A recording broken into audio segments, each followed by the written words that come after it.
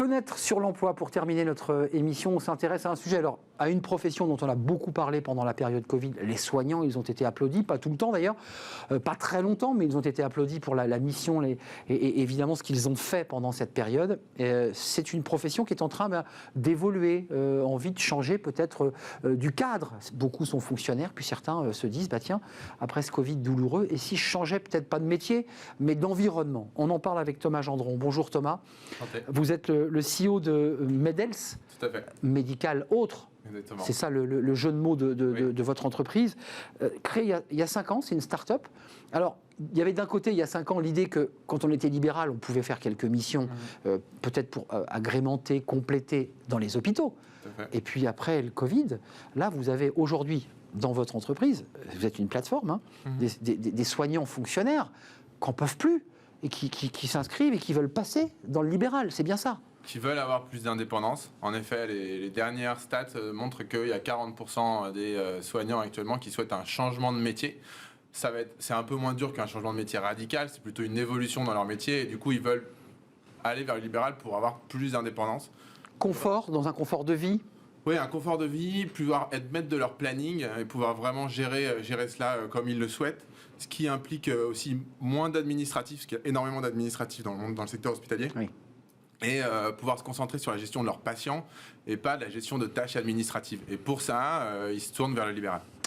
Concrètement, vous, cette idée, elle naît il y a 5 ans, et bien avant d'ailleurs, parce qu'elle est créée il y a 5 ans, mais vous avez déjà en gestation cette idée.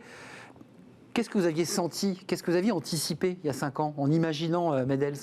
En fait, il y a 5 ans, on était vraiment, nous, on a au départ créé cette plateforme pour aider le marché du remplacement, où le gros... combler les trous, quoi. Ouais, combler des trous. La vraie hallucination qu'on a eue, c'est qu'on a vu que le secteur de la santé, encore plus il y a 5 ans, avait 10 ans de retard sur l'échelle du numérique. Et on s'est retrouvé à la faculté de médecine à avoir un panneau de remplacement où tout était fait sur des affichages avec papier. Des épingles. Exactement. Et du coup, c'était les cabinets médicaux qui imprimaient ça de leur cabinet, qui envoyaient ça au bureau des élèves et qui devaient l'imprimer. Et du coup, il y avait des panneaux d'affichage qui étaient là depuis 6 mois et qui n'avaient toujours pas été changés. Donc on s'est dit, on va digitaliser ça. D'accord. Et ça, c'est le début, ça. Ça, c'est le début. Voilà. Donc, de la préhistoire au numérique. Voilà, on en a fait une plateforme. Et suite à cela, on a vu que les libéraux étaient vraiment une population qui était pas assez pris en considération et qui avait un gros besoin et qui était en plus en forte évolution. On est sur une croissance énorme du libéral. Il y avait 75 000 infirmiers libéraux en 2009. On est passé à 140 000 là cette année et la croissance continue d'augmenter. Infirmières d'ailleurs. Oui, infirmiers ou infirmières. Majorité de femmes, je crois. Majoritaire femmes, 80%. Ouais, c'est ça. Donc là, vous découvrez qu'il y a peut-être de tentation de Venise dans cette profession, du côté libéral vers d'autres activités, toujours dans le domaine médical. Et puis j'imagine que le Covid a tellement épuisé cette profession dans le service public, dans les hôpitaux, que certains viennent et disent, moi je voudrais plus partir, créer mon cabinet. C'est ça c'est un croisement en fait, ça se croise là. Oui, c'est ça. En fait, ils veulent garder toujours une diversification d'activités. C'est-à-dire qu'ils veulent à la fois pouvoir garder du travail dans une structure hospitalière parce qu'ils aiment bien ces missions-là, ils aiment bien soigner les patients, mais ils aimeraient bien aussi avoir une activité dans une clinique, pouvoir travailler dans des entreprises privées pour pouvoir, pourquoi pas, changer les choses. Beaucoup ont travaillé dans les centres de vaccination aussi dernièrement pour des missions qui sont aussi un petit peu mieux rémunérées que la partie hospitalière. Oui, j'allais vous le demander. Il y a aussi un besoin de complément de revenus parce que c'est vrai qu'il y a eu des revendications. Ils ont d'ailleurs été en partie honorés avec une augmentation de salaire pour les soignants et les infirmières, mais c'est pas suffisant. Il y a un désir quand même d'améliorer le pouvoir d'achat, en fait, d'avoir un deuxième job.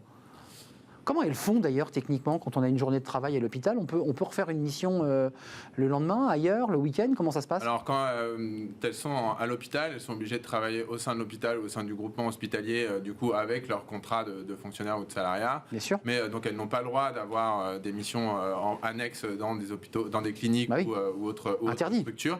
Par contre, en se mettant en libéral, nous ce qu'on leur a permis, c'est justement pouvoir cumuler les deux et à la fois travailler dans le public, dans le privé ou même autre secteur. C'est très intéressant, donc c'est-à-dire qu'elles gardent leur statut de fonctionnaire? Non.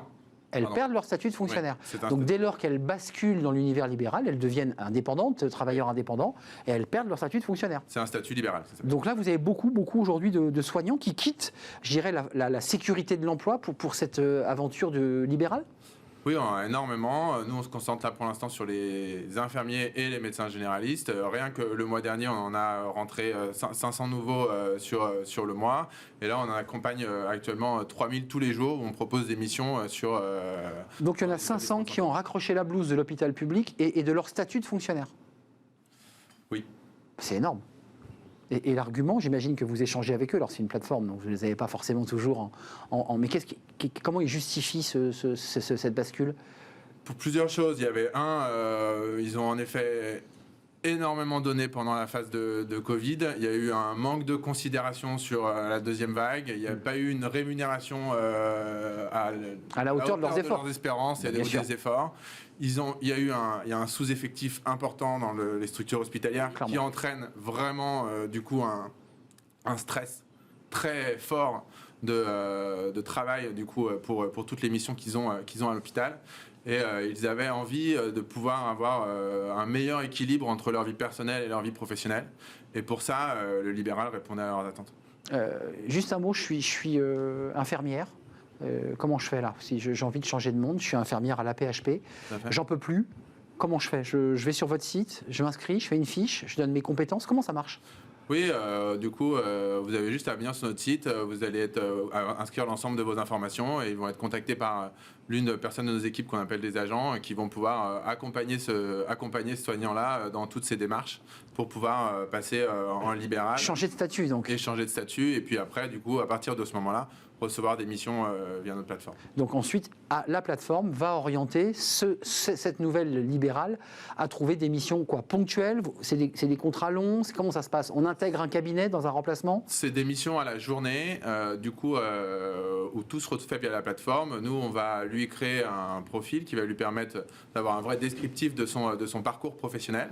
Et on va directement l'accompagner de A à Z, c'est-à-dire qu'elle va recevoir des missions qui correspondent à son profil, à ses attentes, à ses disponibilités. Et après ça, on va générer le contrat de prestation entre le soignant et l'établissement. Et on va générer après une facture si la mission s'est bien passée et puis son paiement sous 48 heures.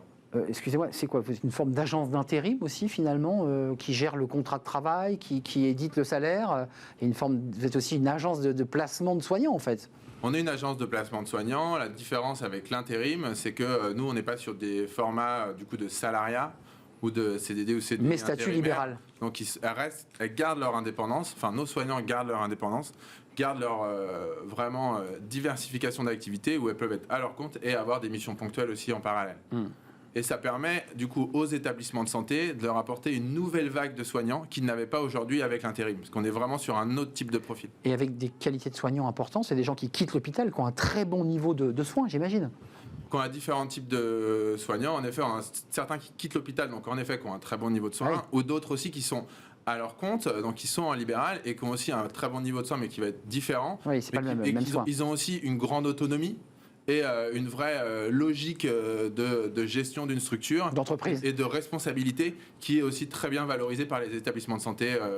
Ouais, ce sont des entrepreneurs aussi. Exactement. Parce qu'ils gèrent effectivement une petite entreprise et ils font des milliers de kilomètres, faut-il le rappeler. Et exactement, et nous on les aide justement à faire en sorte de s'occuper de leurs patients et pas gérer tout le reste qui est trouver des missions ou gérer l'administratif. Toute la lourdeur, ils peuvent se concentrer sur le soin. C'est très clair, Thomas Gendron, et ça cartonne puisqu'il y a de plus en plus, vous le dites, qui sont des chiffres assez hallucinants de médecins fonctionnaires, enfin qui avaient la sécurité, qui préfèrent la quitter pour la liberté. Oui. Merci d'être venu sur le plateau, Thomas Gendron, CEO de MED-ELS, quel jeu de mots, médecine autre. Médical autre, c'est ça? Une autre vision du médical. Une autre vision du médical. C'était un plaisir de vous accueillir. Merci à vous, merci pour votre fidélité. Merci à toute l'équipe, merci à Hector à la réalisation aujourd'hui, merci à Saïd pour le son, merci à Fanny Griesmer et à Margot Ruot qui m'accompagnent dans cette émission. C'était un vrai plaisir. Je serai là demain. D'ici là, portez-vous bien. Bye bye.